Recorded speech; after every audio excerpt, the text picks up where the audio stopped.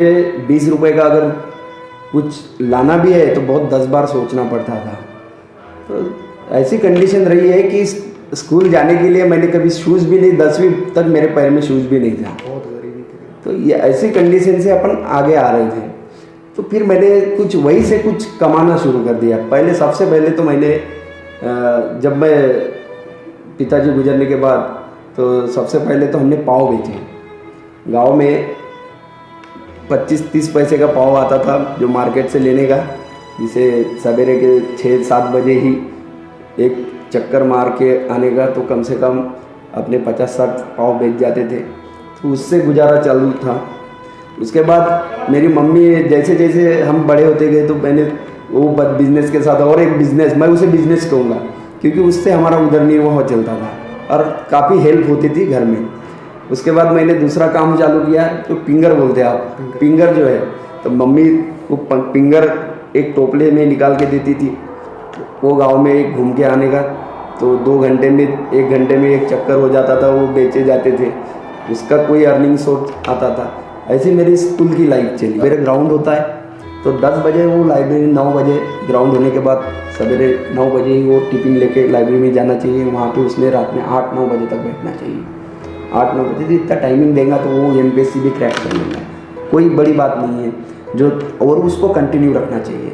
अगर कंटिन्यू पढ़ाई करता है तो उसे कोई नहीं रोक सकता है, कोई नहीं रोक सकता। जब मैंने 5 साल पढ़ाई की, कंटिन्यू रखी, भले ही मेरे पास जॉब था, जॉब के साथ साथ मुझे बाकी भी चीज़ें, नौकरी के साथ साथ ये चीज़ें करनी थी, लेकिन जैसे ही वक्त मिलता था मैं लाइब्रेरी में जाता था। अगर मेरी हिस्ट्री अगर बताई जाए तो मैं 83 का मेरा जन्म है और वहाँ से एक छोटा सा गांव है लहान आरवी, छोटी आरवी जिसे बोलते हैं, आष्टी तहसील में, वहाँ मेरा जन्म हुआ है।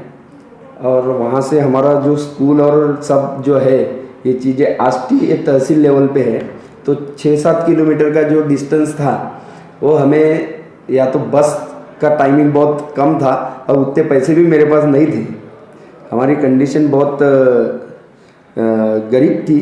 तो उस वक्त कहीं खेती वगैरह नहीं थी ज़्यादा, 2 एकड़ खेती थी और इसलिए स्कूल जाने के लिए भी मैं साइकिल से जाता था 6 किलोमीटर डेली और 6 किलोमीटर आना, ऐसा मेरा स्कूल का ये था।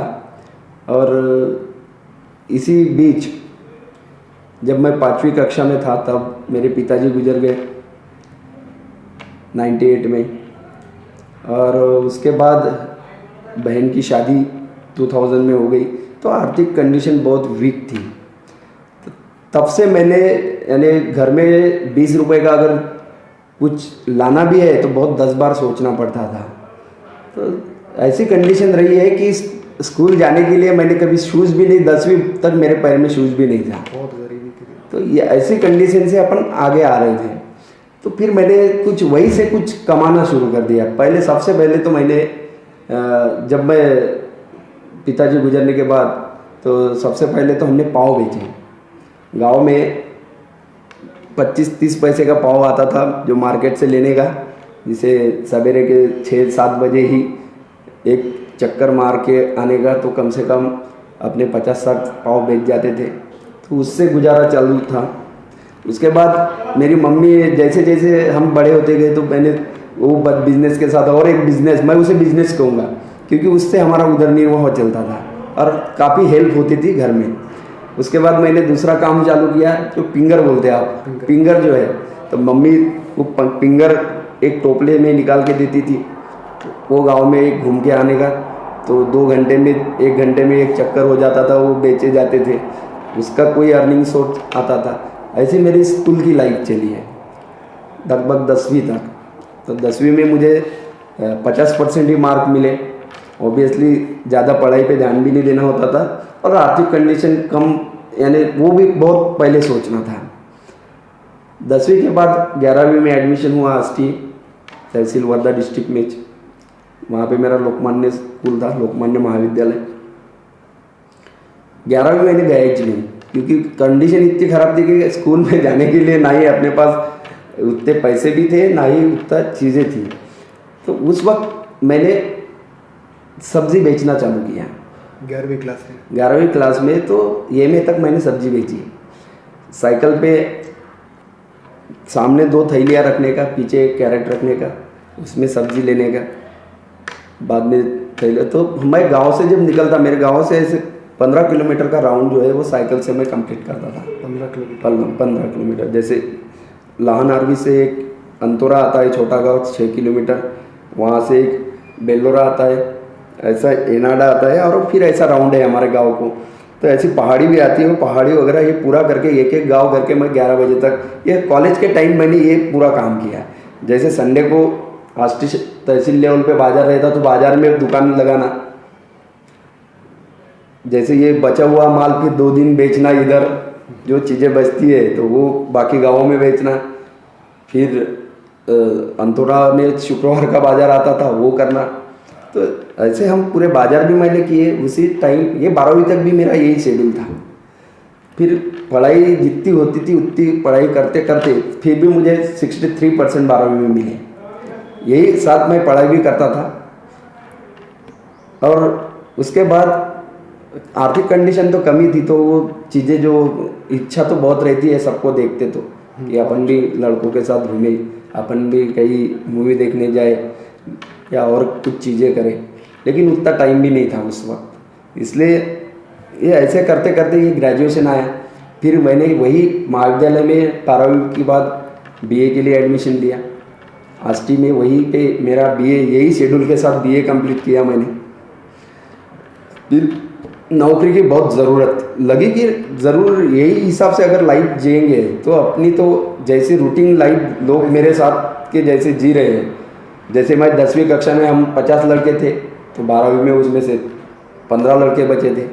ग्रेजुएशन में फर्स्ट ईयर में देखा तो वो कोई दोस्त नहीं बचा था, 2-3 ही दिख रहे थे। यानी बाकी के जैसे गए हैं उसी टाइप से अपने को भी जाना पड़ेगा, ये दिमाग में आया। ग्रेजुएशन होने के बाद ग्रेजुएशन मैंने कंप्लीट किया। फर्स्ट साल में तो मेरा इंग्लिश बैक भी था, ऐसा नहीं है। फिर हमने जब फाइनल ईयर में एटीकेटी लेके वो लास्ट ईयर में हम टोटल क्लियर हुए, तो ये होने के बाद क्योंकि कंडीशन इतनी नहीं थी, तुमको ये सब संभाल के पढ़ाई करना था। अब पढ़ाई के लिए दूसरा चांस था, पहला तो अपना घर संभालना, ये इम्पोर्टेंट था क्योंकि खेती उतनी नहीं थी। और इसके साथ साथ जैसे वक्त मिलता था तो दूसरों के लोगों के यहाँ काम पे भी हम जाते थे। जैसे नींदन रहता है, पराठी निकालना रहता है, या कुआं खोदना भी, वो भी काम मैंने किया है। कुआं भी खोदने का काम किया है। तो ये काम करते करते फिर ऐसे ही एमए के लिए एडमिशन, एमए मैंने वर्धा में किया। वर्धा में एमए के लिए पहले एडमिशन लिए थे, वो अधूरा रहा। फर्स्ट ईयर किया, पूरा कंप्लीट नहीं हो पाया, जाना भी नहीं होता था और वो चीज़ें पढ़ाई भी नहीं होती थी, तो एमए मेरा क्लियर नहीं हो पाया। वहाँ पे फिर मुझे लगा कि पुलिस भर्ती आती थी तो पुलिस भर्ती दे दे। इसी हिसाब से मैंने 2007 में पुलिस भर्ती की ट्राई किया और 2007 में पुलिस भर्ती में मैं लग गया। 2007 में 2008 SRPF में मैं लगा, अमरावती SRPF में। तो वहाँ से मेरा थोड़ा लक खुल गया। पढ़ाई के साथ अब फाइनेंशियली कुछ चीज़ें अपने हाथ में आ गई, जैसे पगार सैलरी आ गई तो तुम्हारा कुछ ना कुछ तुम बाकी चीज़ें भी कर सकते हैं। तो मैंने वहीं से स्टार्ट किया फिर, और पढ़ाई को छोड़ा नहीं। जब अपन पिछले वक्त पढ़ाई के लिए जितना पैसा नहीं खर्चा पाए, जितना टाइम नहीं दे पाए, वो अब देना मैंने शुरू किया वहाँ पे। हालांकि SRPF में बाहर ज़्यादा नौकरी रहती, लगभग मेरे 425 दिन ये गडचिरोली में गए। उसमें गडचिरोली में सभी डीप एरिया में मेरी नौकरी हुई वहाँ पे। फिर भी वहाँ टाइम जब भी मिलता था तो मैं किताबें लेके जाता था और वहीं पे पढ़ाई करता था। जैसे ड्यूटी 2 घंटे की ख़त्म हो गई, पूरे दिन जैसे भी है उस टाइम पढ़ाई करता था। तो ऑल टोटल उस वक्त मैंने MPSC राज्य सेवा की भी मेन एग्ज़ाम दी।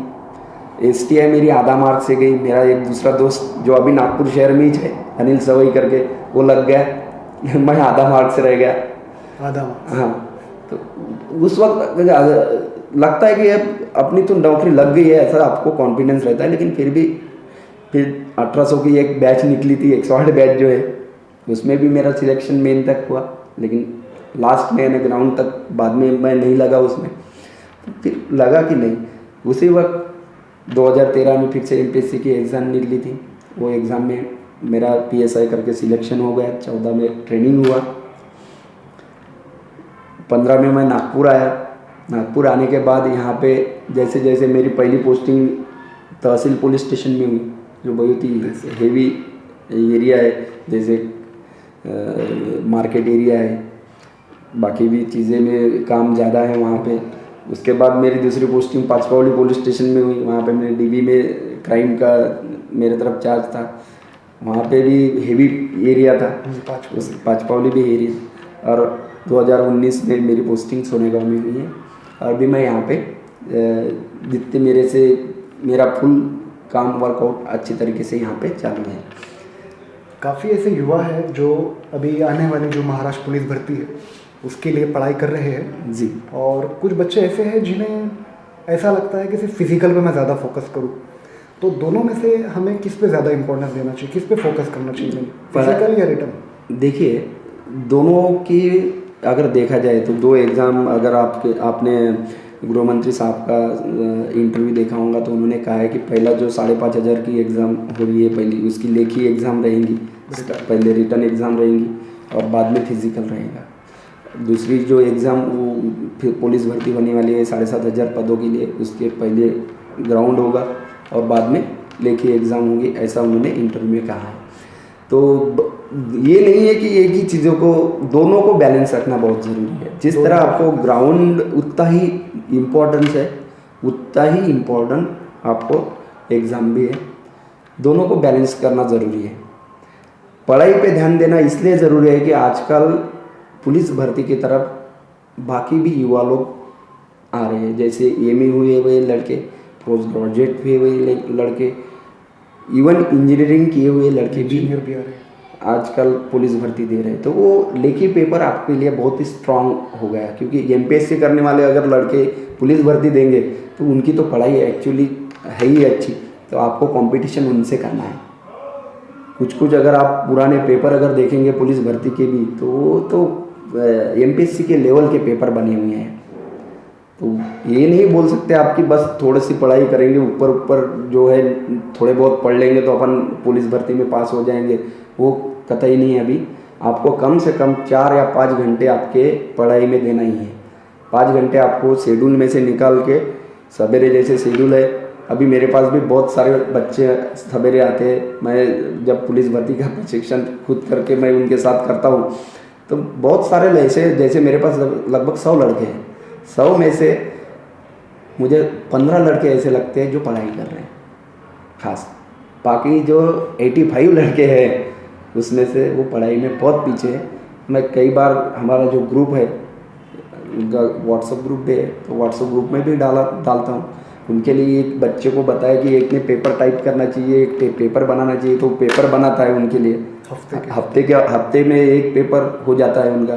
तो उसमें मार्किंग के हिसाब से भी पता चलता है उनका, जब ग्रुप पे आता है कि इतने मार्क इनको मिले, तो वो भी पता चलता है कि पढ़ाई में बहुत सारे बच्चे ध्यान नहीं दे रहे। ग्राउंड आपका 2-3 महीने अगर आपके पास है तो आपका कवर हो जाता है आराम से।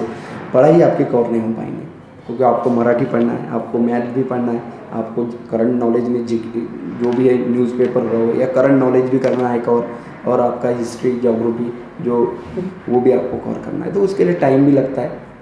ऐसा नहीं। सेटिंग के बारे में क्या कहना चाहेंगे सर? जैसे अभी मान लीजिए 2 स्टूडेंट है, एक है जो पूरा ग्रेजुएशन होने के बाद में सोचते हैं हमें क्या करना है। नागपुर शहर में ऐसा ही होता है? नागपुर शहर में पढ़ाई के लिए तो मेरे एक्सपीरियंस से 5 साल के, यहाँ का पढ़ाई का वातावरण बहुत लो है। यहाँ पढ़ाई का वातावरण ही नहीं है। यहाँ पे बच्चे पान टपरी पे बैठेंगे, दोस्तों के साथ घूमेंगे, इधर उधर घूमते रहेंगे, चलो सेमिनर हिल्स जाओ, चलो अंबाझरी जाओ, गार्डन घूमो। इनको हर प्रकार के गार्डन पता है यहाँ के लड़कों को। पढ़ाई की लाइब्रेरी नहीं पता, कहाँ यहाँ जाके अपन पढ़ाई कर सकते हैं, ये इनको पता नहीं है। तो ये सबसे बड़ा नागपुर शहर का एक, मैं क्या बोल सकता हूँ इसके लिए, कि पढ़ाई की यहाँ वातावरण ही नहीं है। जब आप अमरावती जाइए, अमरावती में आपको हर एरिया में, अगर बच्चे ने बोला कि कोई भी बच्चा आपको बता देगा कि यहाँ पे क्लास है, यहाँ पे अच्छी लाइब्रेरी है, यहाँ जाके बैठना चाहिए आप पढ़ाई के लिए। ज़रूरी नहीं है हर जगह आपको पैसे ही पे करना है। अब सरकारी लाइब्रेरी भी कई सारी नागपुर में भी है, लेकिन बच्चे नहीं बैठते वहाँ पे, ऐसी चीज़ें हैं। हम ये मैसेज देना चाहते हैं कि हर बस्ती में एक लाइब्रेरी ज़रूर हो, तो लाइब्रेरी की इम्पोर्टेंस के बारे में कुछ बताइए। लाइब्रेरी का इम्पोर्टेंस तो बहुत है। देखिए पढ़ाई जो है, घर ये पढ़ाई के लिए नहीं होता, घर में एंजॉय करना चाहिए, घरों में खेलना चाहिए, कूदना चाहिए, मस्ती होनी चाहिए, घर में एंजॉय होना चाहिए। पढ़ाई की जगह अलग है, या तो घर में एक अलग से लाइब्रेरी बना लो आप, ये हो सकता है, लेकिन घर में लाइब्रेरी डिस्टर्बेंस ज़्यादा आता है घर में। इसलिए मेरा तो कहना है कि आप कहीं पे भी पढ़ाओ तो लाइब्रेरी आप एक ज्वाइन करो, भले ही आपको 5-6 किलोमीटर जाना हो। सवेरे आप निकले अपना टिफिन लिए, अगर आप ग्राउंड करते हैं, मैं पुलिस भर्ती बच्चे का जो एक शेड्यूल बताता, अगर उसके कॉलेज का भी टाइमिंग है या नहीं है, अगर जिसका कॉलेज नहीं है तो सवेरे ग्राउंड होता है, तो 10 बजे वो लाइब्रेरी, 9 बजे ग्राउंड होने के बाद सवेरे 9 बजे ही वो टिफिन लेके लाइब्रेरी में जाना चाहिए। वहाँ पे उसने रात में 8-9 बजे तक बैठना चाहिए। 8-9 बजे से इतना टाइमिंग देगा तो वो MPSC भी क्रैक कर लेगा, कोई बड़ी बात नहीं है जो, और उसको कंटिन्यू रखना चाहिए। अगर कंटिन्यू पढ़ाई करता है तो उसे कोई नहीं रोक सकता है, कोई नहीं रोक सकता। जब मैंने 5 साल पढ़ाई की, कंटिन्यू रखी, भले ही मेरे पास जॉब था, जॉब के साथ साथ मुझे बाकी भी चीज़ें, नौकरी के साथ साथ ये चीज़ें करनी थी, लेकिन जैसे ही वक्त मिलता था मैं लाइब्रेरी में जाता था। अमरावती में हमने खुद करके लाइब्रेरी शुरू की, यूनिवर्सिटी में, वहाँ पे जो हॉल था वो हमने लाइब्रेरी बनाई, वहाँ पे चालू की। वैसे ही एक महानगर पालिका की RTO के ऑफिस के पास लाइब्रेरी थी, पुराना हॉल था, हमने उसे चालू किया। अभी जो मनीष गावंडे साहब है ये सर, वो हम सब ने वो साथ में शुरू की। आज वहाँ पे कम से कम 200-300 लड़के पढ़ाई करते हैं। आज 10 साल के बाद भी वो और फुल जैसी संगत वैसी रंगत सर कहा जाता है, एक मुहावरा है। तो इस पे काफ़ी ऐसे युवा हैं जो अपने दोस्त भाइयों के साथ दिन भर घूमते हैं, ऐसे दोस्तों के साथ रहते हैं जिनका मकसद लाइफ में कुछ है ही नहीं, या यूँ कहें लाइफ में कोई गोल के बजाय वो कुछ भी अपना टाइम पास करते हैं सिर्फ। तो अच्छे संगत के बारे में क्या कहना चाहिए? देखिए पढ़ाई के लिए आपके लिए अच्छी संगत बहुत इम्पोर्टेंट है। आपका ग्रुप भी ऐसा बनना चाहिए जो पढ़ाई के बारे में डिस्कस करे, ना कि बस बैठे तो चाय पानी, क्या घूमने जाना है, या वो लड़की कैसी है, वो लड़का कैसा है, हाँ अरे वो तेरी गर्लफ्रेंड है यार उससे मिला दे, ऐसी जो बातें चलती है, इनसे यही ग्रुप जो बनता है ऐसा बनता है इनका। तो इनका मोटिवेशन, इनका गोल ही नहीं रहता। जो गोल वाले भी रहते हैं, जिनको टारगेट रहता है कि नहीं मुझे पढ़ाई भी करना है, लेकिन ये बातों बातों में उसके भी 2 घंटे चले जाते हैं। तो सबसे इम्पोर्टेंट आपको ये चुनना है कि आपके दोस्त कैसे होना है। जो पढ़ाई वाले लड़के हैं, अगर पढ़ाई आपको करना है तो पढ़ाई वाले ही दोस्त आपको होना, वैसा ही आपका ग्रुप फ्रेंड सर्कल बनना चाहिए। इसीलिए ग्रुप स्टडी बहुत मायने रखती है। जैसे जिस तरह हमने एक आयरन ग्रुप बनाया, आयरन ग्रुप का मकसद ये है कि सभी लड़के एक आके पढ़ाई करें। नागपुर में एक ग्रुप बनाया गया है जिसका नाम है आयरन ग्रुप। तो हम चाहेंगे सर, ये कहाँ पे है आयरन ग्रुप, कहाँ बच्चे पढ़ाई करते हैं, कहाँ ट्रेनिंग के लिए आते हैं? आयरन ग्रुप की जो लाइब्रेरी बच्चों ने चालू की है, वो लाइब्रेरी जो है वो महल पे है, नाइक रोड पे। अभी वहाँ पे 50 बच्चों की बैठने की कैपेसिटी है, लगभग 10-15 ही बच्चे डेली बैठते हैं। वहाँ पे भी जिसको भी आना है वो बैठ सकता है। उसको कोई खुद के ज़्यादा तो पैसे देना नहीं है, 100, 150, 200 जो भी आएगा, महीने का खर्चा, लाइट बिल, और वो कंट्रीब्यूट करना है सबको मिलके। जितने लड़के बैठेंगे उनको कंट्रीब्यूट करना है। 1000-2000 रुपये तो मैं भी खुद करके दे ही रहा हूँ उनको कंट्रीब्यूशन, तो वो भी हो सकता है। दूसरी चीज़ ये है, रेशिम बाग में दूसरी शाम को एक हमारा ग्राउंड का प्रोग्राम है, और सवेरे आयरन ग्रुप का ग्राउंड का प्रोग्राम यशवंत स्टेडियम धनतोली। तो वहाँ पे भी बच्चे जुड़ सकते हैं, आ सकते हैं। तो वो तो अगर से फ्री ऑफ कॉस्ट है, मेरा ग्राउंड का तो पूरा फ्री ऑफ कॉस्ट है, उसमें कोई किसी से पैसे नहीं लिए जाते। किसी को अगर से ज्वाइन करना है ये आपका आयरन ग्रुप, तो क्या करना होगा उसे? कोई नहीं, सवेरे आ जाओ, कोई कि उसमें सवेरे 6 बजे ग्राउंड पे यशवंत स्टेडियम पे आ जाओ, तो कोई भी आ सकता है, उसमें कोई नहीं। मैं वहाँ पे रहता ही हूँ, सवेरे 6 से 8 2 घंटे मैं भी वर्कआउट करता हूँ, तो बच्चे वहाँ आके मुझे जुड़ सकते हैं। क्योंकि सवेरे उठ के आना इतना आसान नहीं है। 6 बजे उठना, 6 बजे आने के लिए आपको 5:30 बजे उठना पड़ता है। तो एक दिन आएगा, दूसरे दिन गायब हो जाता है। ऐसे कई बच्चे देखे मैंने कि एक दिन आते हैं, दूसरे दिन गायब हो जाते हैं।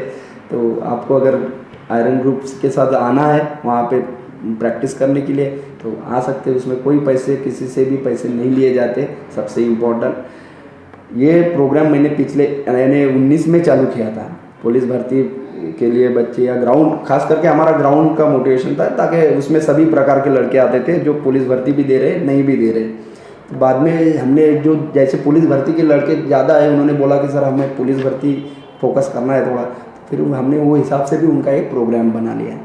तो जो पुलिस भर्ती करते हैं उनका अलग से ग्रुप है, जो नहीं करते हैं हम तो उनका अलग से ग्रुप है। तो आपका कीमती समय देने के लिए सर बहुत बहुत शुक्रिया। Thank you very much.